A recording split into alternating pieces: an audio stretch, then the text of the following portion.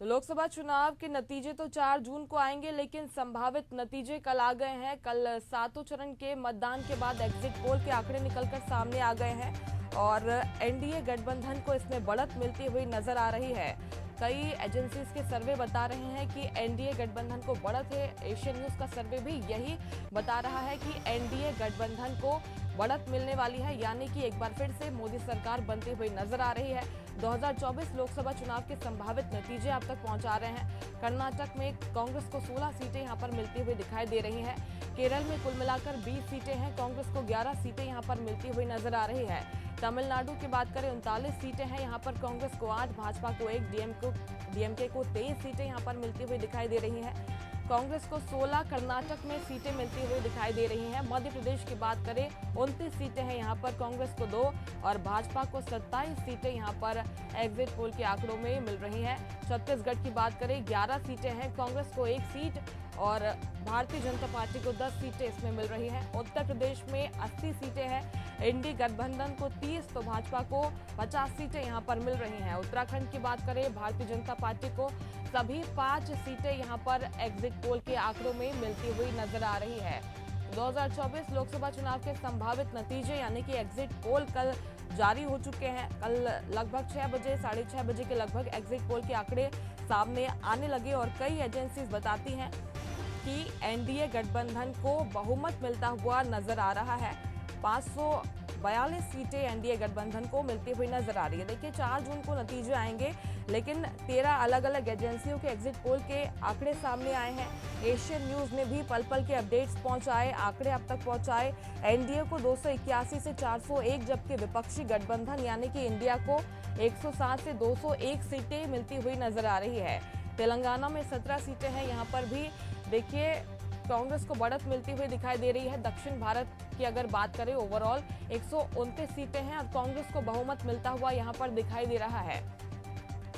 महाराष्ट्र के आंकड़े पहुंचा रहे हैं अब तक 48 सीटें हैं यहां पर कुल मिलाकर। गोवा की बात करें कुल मिलाकर 2 सीटें हैं, कांग्रेस को 1 और भारतीय जनता पार्टी को 1 सीट यहां पर मिल रही है। गुजरात की बात करें 26 सीटों में भारतीय जनता पार्टी को सभी 26 सीटें यहां पर संभावित रूप से मिलती हुई दिखाई दे रही हैं। राजस्थान की बात करें तो यहाँ पर भाजपा का दबदबा दिखाई दे रहा है, 20 सीटें यहाँ पर भारतीय जनता पार्टी को मिल रही हैं। पश्चिम भारत की बात करें तो 101 सीटें पूरे पश्चिम भारत में आती हैं। मध्य भारत की बात करें 40 सीटें हैं, कांग्रेस को 3 और भारतीय जनता पार्टी को 37 सीटें यहाँ पर एग्जिट पोल के आंकड़ों में मिल रही है।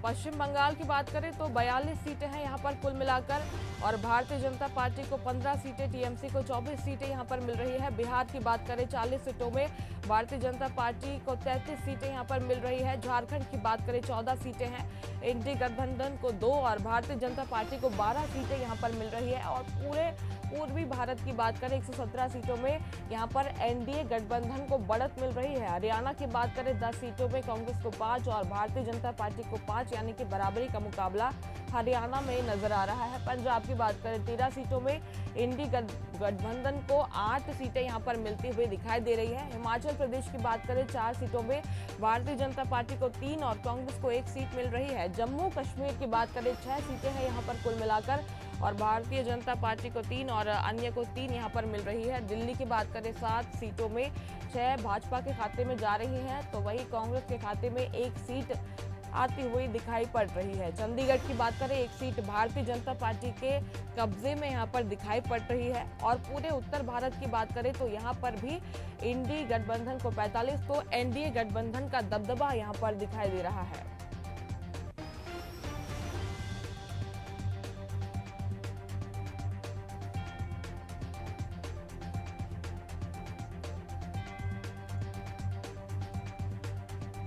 तो देखिए नतीजे तो 4 जून को आने वाले हैं, लेकिन ग्राफिक्स के माध्यम से हम पहुंचा रहे हैं कि एग्जिट पोल के आंकड़े कल क्या निकलकर सामने आए हैं, क्योंकि 2024 लोकसभा चुनाव के संभावित नतीजे हैं ये।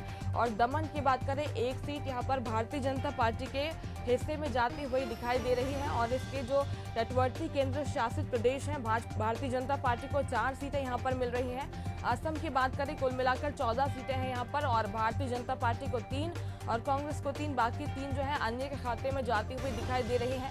मेघालय की बात करें तो यहाँ पर भी बढ़त दिखाई दे रही है एनडीए गठबंधन को। 2024 चुनाव के बड़े मुद्दे अब आप तक पहुंचा रहे हैं। आरक्षण बनाम संविधान का मुद्दा यहाँ पर उठाया, कई मुद्दे इस चुनाव में रहे हैं और इसी वजह से ये चुनाव काफी खास भी हो गया। बेरोजगारी और महंगाई का मुद्दा भी इस चुनाव में जमकर उठाया गया। मुसलमानों को आरक्षण देने या नहीं देने का मुद्दा भी इस बार के चुनाव में उठाया गया।